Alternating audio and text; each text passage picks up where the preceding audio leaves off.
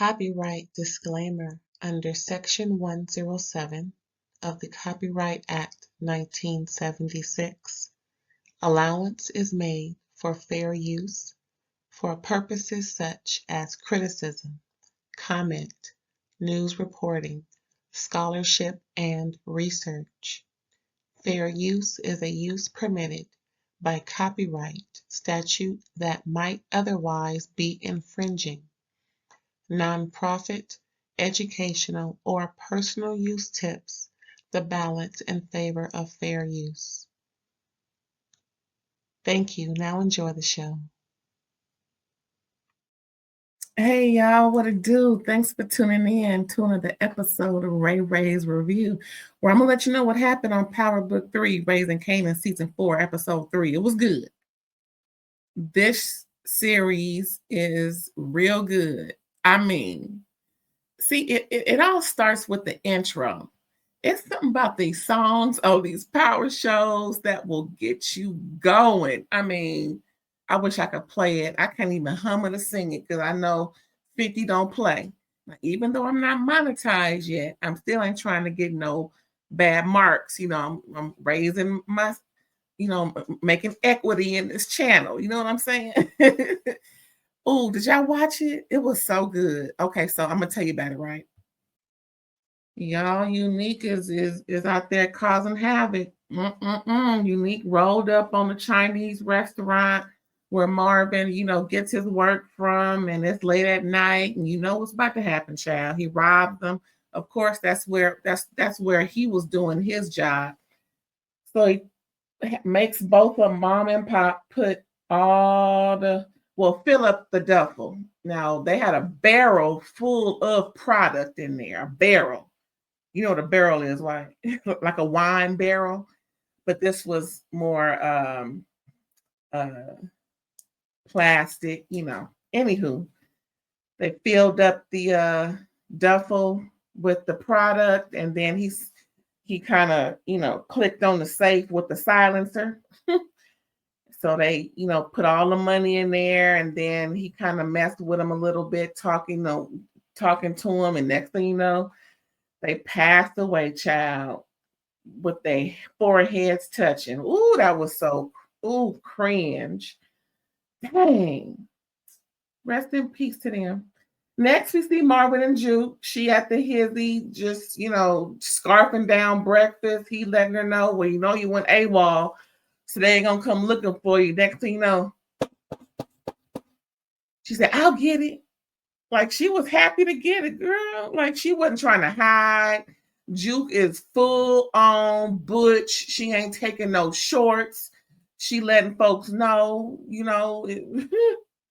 Juke ain't nothing to play with. So that's who it is. That's them folks. So they come in, and Marvin looking like, oh, dang. So then they kind of cut away, right? And then we're going to see Canaan visit his grandma.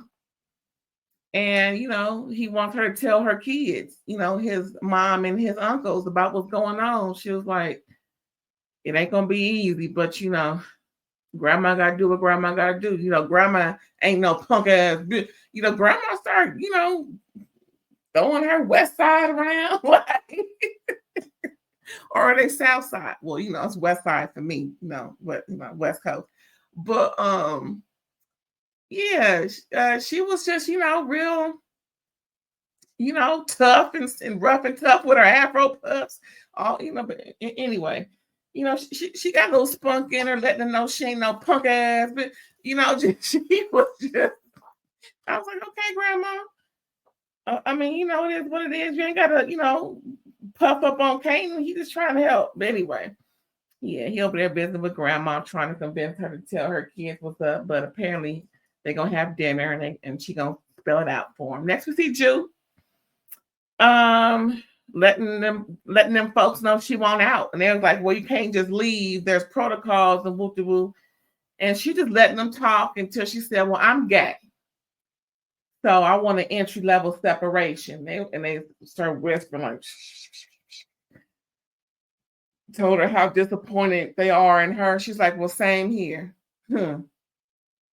And shaking your neck like, Anyway, so they're like, all right, we'll grant it, and just shaking their head and walking away like, dang. Well, it is what it is. Next, we see Lou trying to wake up B-Realla. He over there squatting. Come to find out, he really ain't got nowhere to go. He can't go over to see his baby mom and the kids because she wants some money. He is just, ooh, he fine though, child. He looking all scrumptious, laying on that couch. Anyway, so Lou letting them know you got to roll up out of here. B-Roll's like, I ain't got no money, man. He got the place looking all dirty and carrying on. At least clean up after yourself. But he ain't that type of dude. Anyway, he a real butt wipe, similar to how he is in real life. You know what he did in real life to my girl Meg. I ain't forgot about that. Ain't your business to tell. But anywho, just because you got called and anyway. But he fine. I know Meg had fun, child. Anyway, back to Raising Canaan. So yeah, B-Realla, he letting Lou know, man, listen, I need to get up out. Now I can't be on the streets waiting for something to happen. So, I need, a place to live, somewhere, breathing room, because otherwise this couch feel mighty comfy. So Lou know what he got to do. Next, we see Marvin. He ain't no work. He went over to the spot to get some Chinese food. Popo asked him, why you over here? He was like, I just want my usual number 37. They was like, ain't no more 37. Ain't no 30, ain't no 7. That's that. So then he tells Raq, he meets up with her, and then she asked him about meeting that Stefano. He lied, talking about that wasn't me. Feds must got me mistaken with somebody. So she looking around bothered, like, dang, why you gotta lie to me? Why you gotta lie, Marvin? So he walking away because she told him to go find out who, shook the spot. And so he looking like, dang, why I lied? Yeah, Marvin, you the eldest. Even though she in charge, I mean, tell her the truth. Just say Stefano had me do a little something, nothing major. But anyway, we're gonna find out. Guess next episode 4, about that mess. Because she gonna have to confront him because Popo didn't say they saw you. They didn't see you, they saw you. Anyway.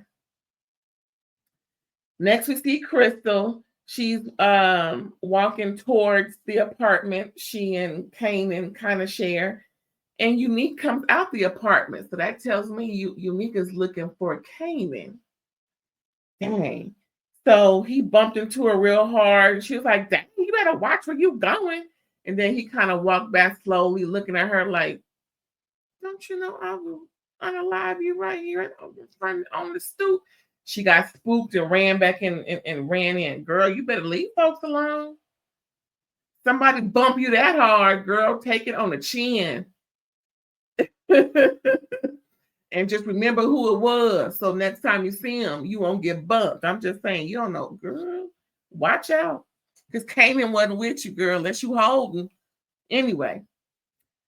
So next we see Raq. She go over to Erwin. He was the relative of the folks that got murked. And he's letting her know, I'm done with this. My family gone, and I ain't got time. And she's like, no, you do have time. And ain't no quitting. We don't quit on each other unless I say so. So she scared him into staying, pretty much scared him all the way straight. So now he nervous as hell because he don't know if they come to get him too. You know how it is, but that's what you get for doing business with street pharmacists. I mean, come on now. Anyway. Ooh, child. Next we see Crystal telling Canaan she's scared because some dude was looking real weird and crazy, scarred up face, and she ready to move. Plus, you shouldn't be doing work where you live. Ain't that the rule?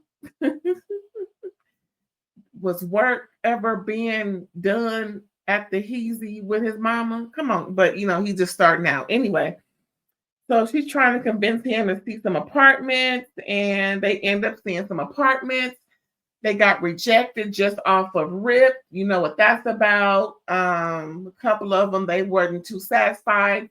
Until the last one convinced the person showing them the apartment. That apartment looked nice too, hardwoods and everything. All right, y'all. Anyway, so they convinced him with a little extra greenery. And I don't mean THC. I mean the kind that spins, that they don't need to do no, credit check the way he do regular credit check. So they gave him, a nice little something, and he agreed, and they moving in. All right, Crystal, that's how you do it. That's how you do it. So at first, Kanan was against it. No, I'm fine right here. She was like, no, we ain't fine right here. Plus, like she told Kanan, she over there because her mom boyfriend be messing with her. Even though Kanan offered to, teach him a lesson, she was like, ain't no need, because that's a lost cause. You know what I'm saying? So anyway, they got their place. Can't wait to see what happens when they be moving in, because a little while later, before they found the apartment, Raq came looking for Kanan, bumped into Crystal, and Raq told her, well, tell Kanan I came by. And she was like, are you asking or are you telling? Raq looked at her like, you ain't gonna last long, and walked off. Now Crystal done convinced Kanan to get an apartment. So you know how that's gonna be. Mm-hmm. Next, we see Lou tried to get B-Realla money to live. They went down to the label. It was real touch and go. I mean, it was a lot of racial tension going on, but the head of the label is understanding. Because, child, the average person probably would have pulled out of something or called security, because B-Realla is just real derogatory. Ooh, he fine though. Anyway, so it worked, things moving up for B-Realla. Next, we see Juke applying for college. Don't know what she really want to do, so she finally fill out the app, turn it in, get enrolled, run into some old homies down to the college, the old booster she used to roll with invited her to a bar where they sell to underage kids. Ain't that nothing? Anyway, she's like, maybe not. So then she ends up having lunch with Kanan down to the burger spot where they usually be. I think that's where they be. And, they just talking, shooting the shit and everything. And she letting them know about college. And he asking her about music. She's like, nah, music is ain't nothing good come from music. He's like, but that's what you want to do, She's like, listen, I'm done with that. It's over. It's a wrap. Yeah, que sera, que sera. All right, well, So they talking about where Fame at, and he was like, well, he was talking to the police. Well, that's because he got hemmed up. He got to say something to get out. Folks thinking he may have snitched, but the thing is, if he snitched, the only person he can snitch on is Kanan. Kanan ain't in no trouble, so he ain't. And plus, Juke was like, Fame ain't no snitch, so don't even go there. So can't nobody find Fame. Fame question mark, pretty much. So then we see Marvin rolled up on the nephew that was stealing, thinking that he may have bumped off his, relatives, his aunt and uncle. Come to find out, no, he didn't. And then he asked about his cousin, their little girl that they have. And then Marvin was like, nah, I guess DCFS got her, because, ain't nobody said nothing about her. So he made sure that the nephew that he rolled up on go check on his cousin, make sure everything all right. And then that sparked Marvin into checking into his old sponsor dude, the one that was shooting up and left the girl in the tub, left one daughter in the tub while the other daughter was waiting. Then the other daughter drowned, and child. Anyway, so he rolled up on her at school just to check on her, because he got sentimental. And so he rolled up on her, gave her his number with a little envelope full of money. Like the foster folks ain't gonna find the money, child. Anyway, so he said, keep it, make sure you keep it just for you. And, he's one of, so the principal came over, was like, everything all right? She was like, yeah. He was like, yeah, I'm just checking on, I ain't seen her in a while, And then they gave a high five and everything. And, you know, he just checking on her. Oh, Marvin's so sentimental. Got his baby Juke back. Now he's thinking about the cheering. Oh, ain't that sweet? What else happened, child? Because I got my notes. You know what? I tried to do electronic notes. That didn't work. I like writing it down. I like to look, you know, because it's just better for me. Now, I may run out of paper, but that's okay because I can purchase some more. But yeah, all that everything ain't got to be notes or file. And I need my notes. I do better with my notes. Anyway, what else happened, child? Marvin. Oh yeah. So Ray. Who? Oh, Raq. Raq put look, I be messing up on the notes. But anyway, I got this. Don't worry, I got this. Anyway, Raq rolled up on Crystal, like I said, looking for Kanan. And I just want to roll back to that. Now, Raq complimented her on how clean it was, indicating that Crystal pretty much lives there. But technically, when we over our man's house, and believe you me, when we real young, because you know, by a certain age, we come over our man's house, it's gonna be clean, not by our hands. But I'm just saying, when you young, I think most of us have experienced this. That okay, I need to clean up my man's place, or let's try and get something a little more, sturdy, or just fix. You ain't gotta leave your touch there, but just make it more of a home. Especially if you're gonna be all up in there doing it and cooking and cleaning and hanging out and doing anyway. That's what we do. So yeah, Crystal and Kanan moving up in the world, child. Ooh, this is gonna be interesting with Crystal and Raq. I think something gonna happen to Crystal. But we all know that Kanan had a baby at a young age. I wonder if this the baby mama that he had. What was his son's name in Power? Shoot, he was Tasha's driver. What was his name? Anyway, we gonna find out because she already got rid of one, and you know how sometimes the story go. I ain't doing this again, Kanan. No, we gonna keep this one, and maybe this next bigger apartment will. I think it got 2 or 3 bedrooms the way it looked. I mean, but anywho, I think she's setting up for a family life because the one her mama's trifling ain't got it going on anyway. What else happened, child? Marvin rolled up on Eunique's homeboy down to the car place, unsuspectingly asking if he know what happened to, the Chinese spot that got hit. He was like, nah, I ain't heard nothing. Child. So then Marvin asked him if his sister still worked for DCFS. And that's how we got hooked up into finding out his little so-called niece when he rolled up on her, going into the schoolhouse. So yeah, so Marvin got hooked up. It's all good. It's all good. Plus Marvin slid him some something to let him know, well, if you can let me know if you find out who, hit up the Chinese spot, I got you. So anyway, Lou invited Raq to his AA meeting, and he is giving his chip. They didn't say how long he was at. The chip was for. I mean, what, 30 days? I think it's every 30 days that they get a chip. I don't know, child. But he told of a story of his SI attempt while he was in rehab. Him and Raq had a real thoughtful and sentimental moment afterwards, and they all know that they got to go over to their mama house because she invited them over. All of them, all her kids, all their kids. So yeah, I guess they're gonna find out what Grandma got to say. Oh. So anyway, Raq pulled up on the boosting crew. Oh Lord. Mm, mm, mm. Mm, mm, mm. Anyway, like I said, what's her name? Juke. Juke pulled up on her old boosting crew down to the bar where they said they was gonna be. And she was just shooting the shit with them, letting them know I ain't down with all this. And then next thing you know, she at the gay bar.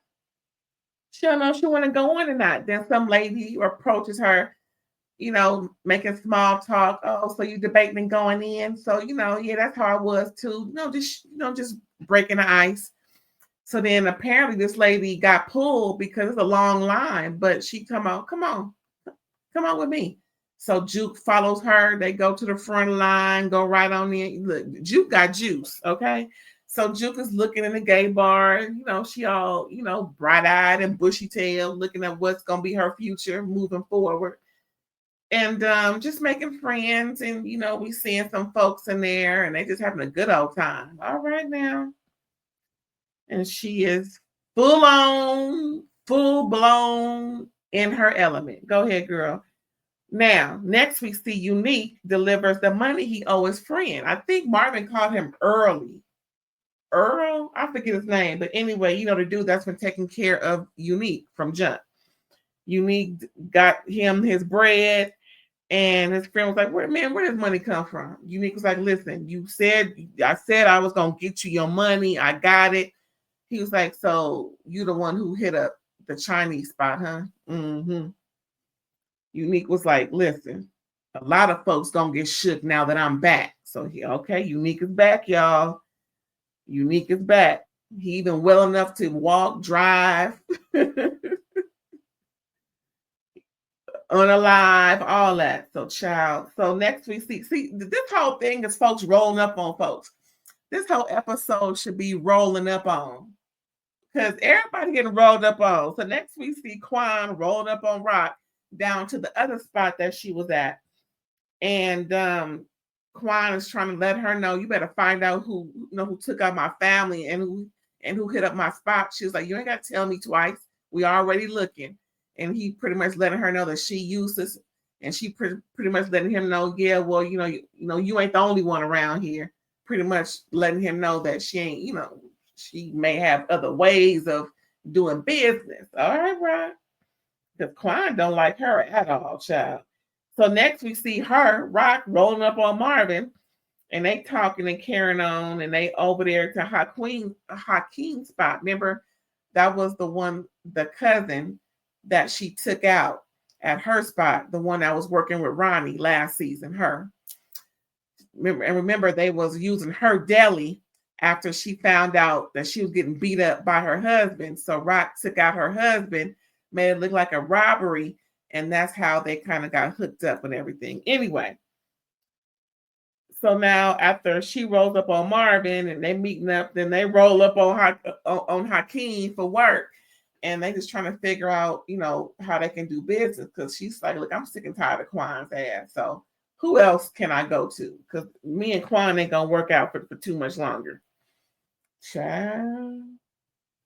Raq ain't no joke. Yeah, baby. So next we see Eunique. It's nighttime. He's spying on his baby mama as she tucking in the babies for bed. Just trying to make it work, and then he, of course, got that money. It's dark. He put on his hoodie, get out the car, walk across the street, open up her mailbox, put a big old wad of money in a manila envelope. He was loud with it too. Usually you want to open it up kind of, it's creaking all loud, and he let it shut down. I mean, who's to say she wasn't already at the door coming down? Anyway, he wasn't even quiet with it either. I think maybe he wanted her to hear.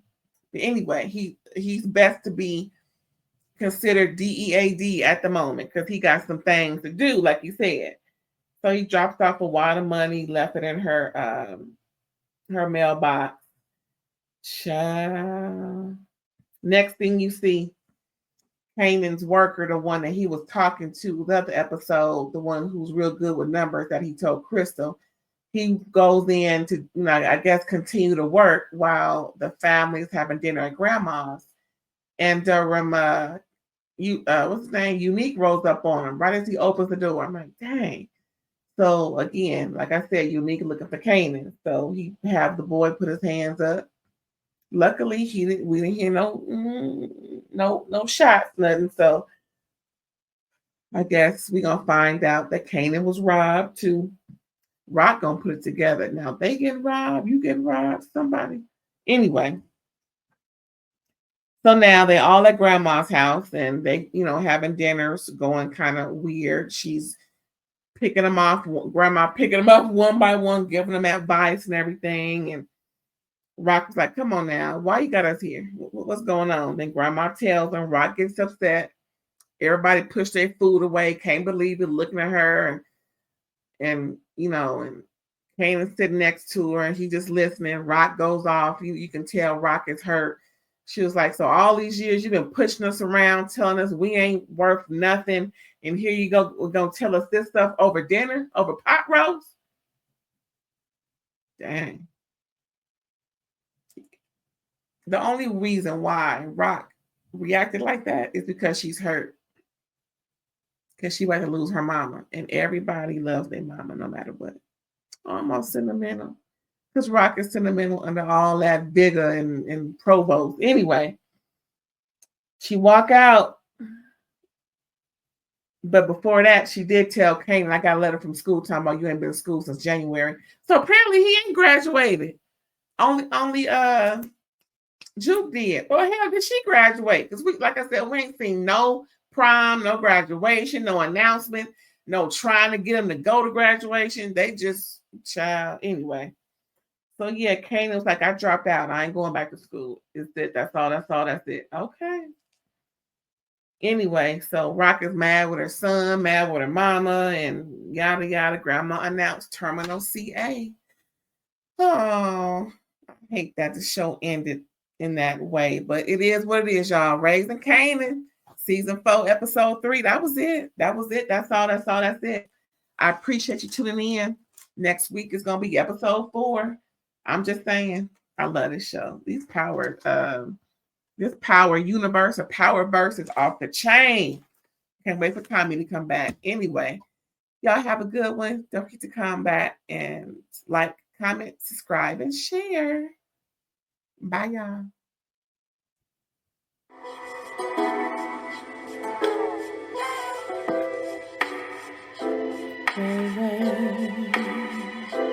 All day.